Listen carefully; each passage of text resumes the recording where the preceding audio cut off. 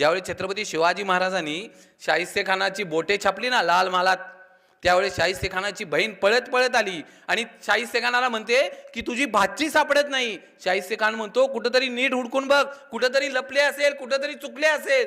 बहीण म्हणती मी सगळीकडे बघितलं पण माझी पोर सापडत नाही.